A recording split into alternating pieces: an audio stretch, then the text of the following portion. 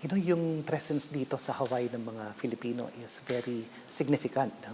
Out of the estimated 1.4 million population, according to last census, mga 370,000 ang mga may ties sa Pilipinas of Philippine descent. And they've contributed substantially in several fields, including retail and small businesses, healthcare, the tourism and hospitality sectors.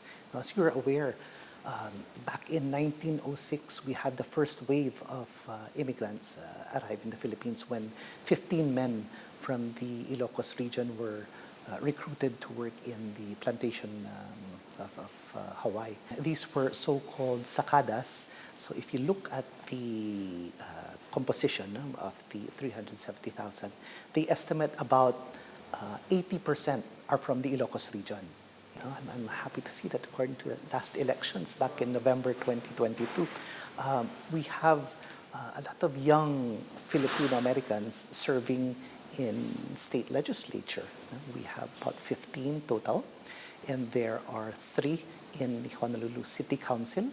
Okay, it's good to see younger folks being involved in public service as a career, and they are very passionate about certain causes, be it education, climate change, and the environment. And usually mga Filipino, our parents want us to be professionals, doctors, and lawyers. So I'm happy to see them enter this field as well. Last year, for the 2022 national elections, whereas in the Philippines, some 60%, I think President Marcos garnered number of votes for president. Here, the figure was above 80%, so a huge support to fellow Ilocano, given that the estimate in terms of Filipino population here are predominantly from that region.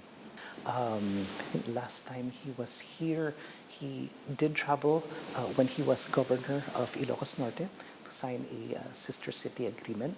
And recently we had here the President's sister, Senator Amy Marcos, who paid a visit with officials from Ilocos Norte, and they were warmly received at Blaisdell Park with some 2,000 to 3,000 in attendance for a meet and greet with her.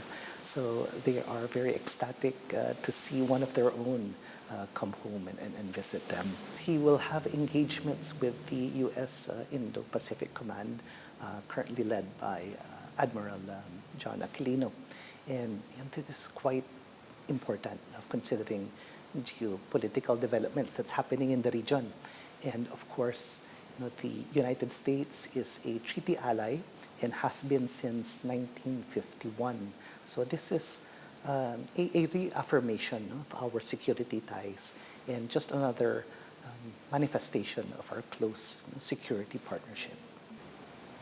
Anytime we engage with like-minded countries, it helps to hopefully bolster also our capabilities, our defense capabilities, because we need all the help we can get to also develop our security needs. And the presence now also of the U.S., temporary presence, rotational presence, they're also for humanitarian assistance and disaster relief. Well, in terms of our economic relations also, we conduct briefings along with our friends from the Philippine Trade and Investment Center, based in Los Angeles. For one, there's the Filipino Chamber of Commerce of Hawaii, who holds its annual trade mission, and I took part in that last year. So we were able to link with the delegation members with companies in the Philippines, in Manila, Clark, and the Ilocos region. And we also hold various fora here, including one where we conducted a Trabajo, Negosyo at Kabuhayan session for the Ilocos region. We had one with representatives of PLDT, focusing primarily on the Philippines IT sector. So events like that, we conduct the consulate in conjunction with friends from the Department of Trade and Industry and also potential investors here in Hawaii.